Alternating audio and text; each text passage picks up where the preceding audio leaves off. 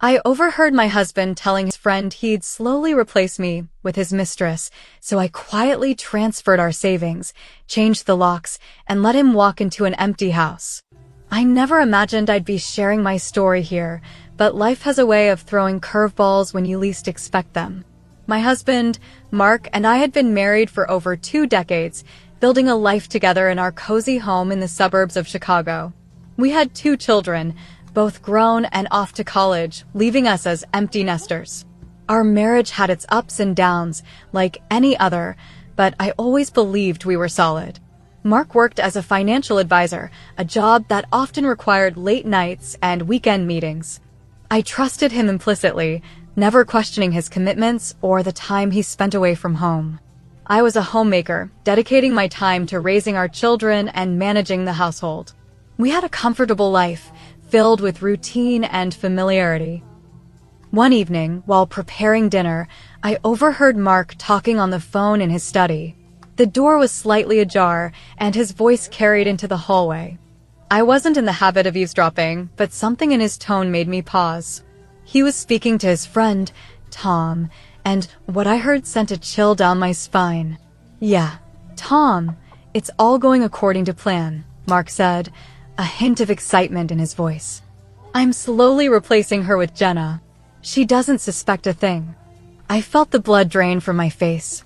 Jenna was his colleague, a younger woman I'd met at a few office gatherings. I never thought much of their interactions, chalking it up to workplace camaraderie. But now, hearing this, it all started to make sense. The late nights, the sudden interest in his appearance, the secretive phone calls. I quietly retreated to the kitchen, my mind racing. The man I had shared my life with was planning to replace me, as if I were an old piece of furniture. The betrayal cut deep, but I knew I had to act swiftly and decisively. The first thing I did was consult a lawyer. I needed to understand my rights and how to protect myself financially. Illinois is an equitable distribution state, meaning assets are divided fairly but not necessarily equally. I wanted to ensure that I wasn't left out in the cold after years of contributing to our life together. With the lawyer's guidance, I began the process of quietly transferring our savings into an account solely in my name. I gathered all necessary documents, bank statements, property deeds, investment portfolios, and made copies, storing them securely. I also changed the locks on the house, ensuring that when the time came, Mark wouldn't have easy access. It took me a couple of weeks to get everything in order. During that time, I played the role of the unsuspecting wife, all the while steeling myself for what was to come. Once I was prepared, I packed up my belongings, leaving behind only the essentials for Mark. I wanted him to feel the emptiness, to understand the gravity of his actions. The day I left, I placed the divorce papers on the kitchen counter, along with a letter explaining that I knew about his affair and his plans to replace me. I didn't leave a forwarding address or any way for him to contact me. I needed a clean break, a chance to start anew without his shadow looming over me. I moved into a small apartment in the city, embracing the anonymity it offered. It was a difficult transition, but I found solace in the support of friends and the routine of building a new life. I focused on myself, rediscovering passions and interests that had long been dormant. Months later, I heard through mutual acquaintances that Mark was struggling. Jenna had left him, and he was facing financial difficulties. I can't say I felt sorry for him. His actions had led him down this path.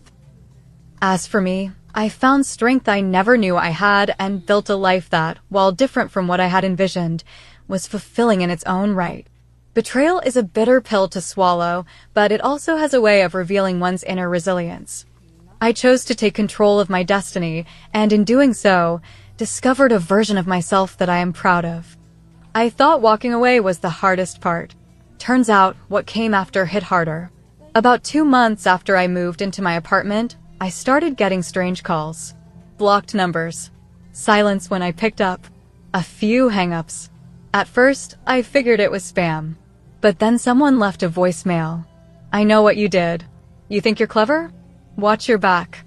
I played it 3 times before deleting it. My stomach dropped. I didn't recognize the voice. It was male, angry, low, and calm in that creepy way. I tried telling myself it was just some prank, Maybe a wrong number. But my gut said otherwise. I changed my number and installed a camera at my door. Then I started noticing little things. Someone was opening my mailbox, but not taking anything. Once, I found it hanging open even though I always locked it. My front door lock had fresh scratches like someone tried picking it. The building's maintenance guy said maybe it was just wear and tear, but I didn't buy it. And it wasn't just that. I felt eyes on me. One evening, walking home from the grocery store, I noticed a black SUV parked across from my building. Nothing unusual about that until I saw the same SUV 2 more times that week. Different blocks, same car. Same dent above the front right tire. I started carrying pepper spray in my coat pocket. I didn't tell anyone. Not even my kids. I didn't want to worry them. They were still adjusting to the divorce. Then came the envelope. No return address. Just Marla in messy handwriting. Inside were photos. Me leaving my apartment, sitting at a coffee shop, shopping for groceries. Dozens of them, taken over several weeks. The final photo was a close-up of my face taken through a window. My window. I remember dropping the envelope on the floor and backing into the wall. I sat there for maybe half an hour, heart racing, hands shaking, trying to convince myself this wasn't happening. I knew then it had to be Mark. I went straight to the police. They were polite, took my statement, said they'd patrol the area. But unless someone physically harmed me or trespassed, there wasn't much they could do. The officer suggested a restraining order if I had proof it was my ex. But Mark was careful. He hadn't signed the envelope. Nothing directly tied to him. I felt stuck. So I hired a private investigator. His name was Dale. Older guy, former cop. No nonsense. He listened, took notes, asked questions I hadn't even thought of. Within a week, he had something for me. It's not just your husband, he said. You're dealing with 2 people. Him and someone else. And I think the other one's got more to lose. He showed me photos, Mark meeting with a man outside a bar. Same man from some of the photos that were sent to me. Dale ran facial recognition. Turns out the guy was Jenna's ex-boyfriend. A real piece of work. Bar fights, harassment charges, even a restraining order from a former coworker. It all started to make sense. Mark didn't just want revenge. He wanted to scare me into silence. And this other guy, he was just helping stir the pot, maybe hoping to get something out of it. Dale guessed it was money. Or maybe Mark promised him something else. And here's the kicker, Mark's accounts were frozen. Turns out, after I took out half of our savings, his firm started investigating him for financial misconduct. Dale found out through a contact at the firm. Apparently, Jenna had turned on him too, reported some shady transactions. And now he was desperate.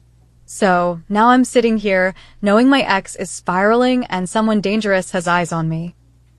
I have a camera in every room, a second deadbolt, and a neighbor checking in daily. I even started self-defense classes. But none of that changes the fact that someone out there wants to make me pay for walking away. And here's the part that keeps me up at night, I don't think he's done yet. There's something else coming. I can feel it. A week after Dale showed me those photos, I came home to find my front door wide open. I stopped cold in the hallway. My first thought was that someone broke in. My second thought was that maybe I forgot to lock it, even though I always triple check. I slowly stepped inside, clutching my pepper spray so hard my fingers went numb. Everything looked normal until I got to the kitchen. On the counter was a single item that hadn't been there before. My old wedding ring. The one I'd left in a drawer when I moved out. I hadn't packed it. I hadn't seen it since. I backed out of the kitchen, heart hammering, and called Dale immediately. He came over within the hour, checked every inch of the apartment. No signs of forced entry. Nothing stolen. Just that one ring, placed exactly where I'd see it. It was a message. He's taunting you, Dale said. He wants to rattle you. He wants you to feel unsafe. I already did. That night, I stayed in a hotel. The next day, Dale pulled some more strings and found out something worse. Jenna wasn't just Mark's mistress, she was also listed as a co-signer on one of his secret accounts. And she had suddenly vanished. Her apartment was empty.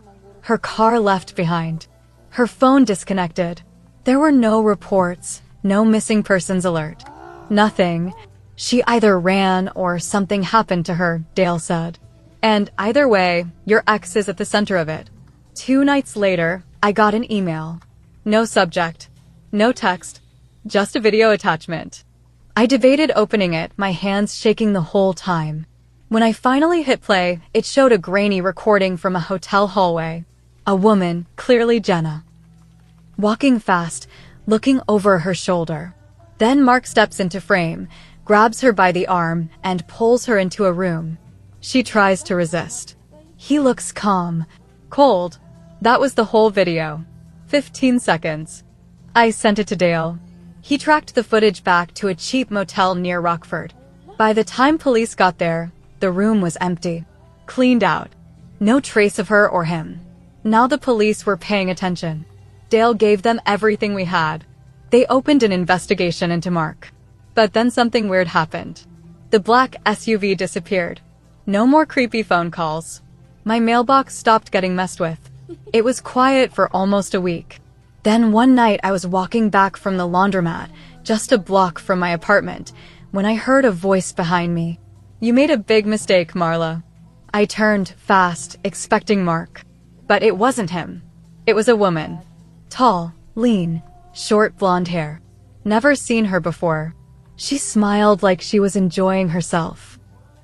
I wouldn't feel too safe if I were you, she said. Men like him? They don't like to lose. And he already lost everything. She walked away before I could react. I called the cops. Gave a description. Nothing came of it. Dale looked into it. Found out she used to work with Mark years ago. Another former assistant. Another woman who had a very short employment history and a non-disclosure agreement. This wasn't just about Mark and Jenna anymore. There were layers. People involved I never knew existed. And it felt like I'd stirred up a hornet's nest by walking away from him. Then came the final twist. One morning, I went to log into the savings account I'd transferred everything into. It was locked. Frozen for suspicious activity. I called the bank. They said someone had tried to withdraw the entire balance, using my name, my information, everything. They flagged it because the withdrawal came from a different city, Cleveland. I've never even been there. I called Dale in a panic. He said, they're trying to drain you, Marla. And they're getting desperate. So now I had to start over. New bank. New identity protections. Police surveillance. Private investigator. Restraining order in process. It felt like war. Quiet, psychological, calculated war. But the scariest part? Dale went silent 2 days ago. No texts. No calls. Office line disconnected. And I'm starting to wonder if I've been playing checkers while someone else has been playing chess this whole time. It had been 10 days since Dale disappeared. I couldn't sleep. I barely ate. I checked every news update, every missing persons report, even hospital intake lists. Nothing. Then, on a foggy Tuesday morning, I got an email from an address I didn't recognize. No text. Just one photo. Dale, tied to a chair, looking roughed up but alive. And behind him, clear as day, was Mark. He was standing with his arms crossed, calm. Too calm. The kind of calm that said, I planned this. The subject line said, we should talk. That was the moment I stopped being scared. Something flipped. I felt it settle in my chest like iron. I'd been hiding, running, defending. But now it was time to go on offense. I drove straight to the police station and showed them the photo. They were finally taking me seriously, now that someone else might die. They traced the IP. Tracked it back to a warehouse in Cicero, just outside the city. They moved fast. Raid team. No games. I wasn't allowed to go with them, obviously. I waited outside in my car, gripping the wheel like it was the only thing keeping me upright. Then the cops came out, Dale walking slowly between them, bruised but alive. Mark followed in cuffs. Smiling. That smile made my skin crawl. They found Jenna too. She'd been hiding in that same building, alive but terrified. She told the police everything. How Mark turned violent when she tried to break things off, how he threatened to ruin her, how he pulled in his old assistant and some guy she didn't know to help intimidate people. She didn't know about me until after the plan started unraveling. The fallout was instant. Mark was charged with kidnapping, stalking, fraud, and a list of things I didn't even know the names for. The court process would take months, but the judge denied him bail. He was staying behind bars.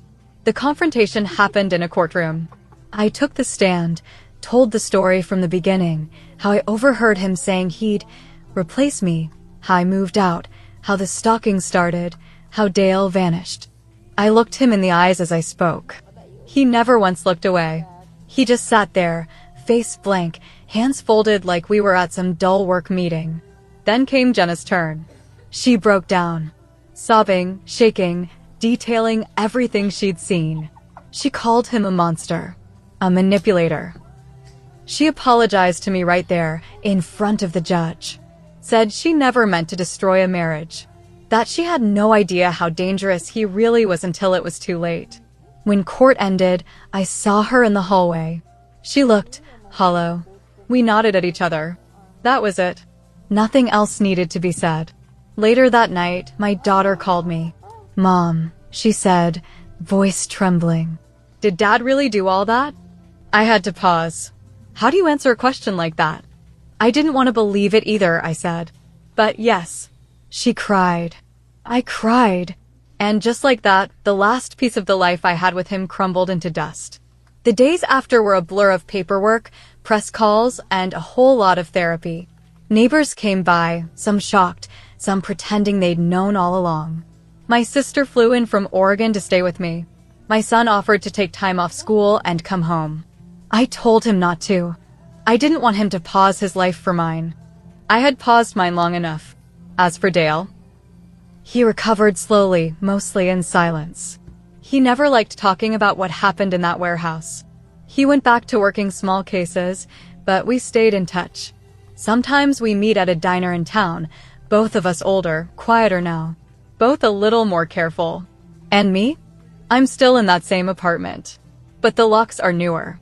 The cameras are upgraded. And I sleep a little better, knowing that no one's watching me anymore. I don't know if I'll ever trust someone again like I once trusted Mark. That kind of betrayal, it's like a fault line in your soul. It doesn't close. You just learn to build your life around it. But I'm not broken. Just changed. There are days I miss the person I was before all this. Naive, yes. But hopeful. Open.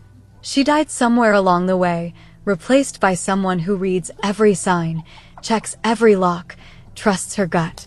Someone who survived. I've learned that the people closest to you can sometimes do the most damage. But I've also learned I'm stronger than I ever gave myself credit for. And maybe that's enough for now.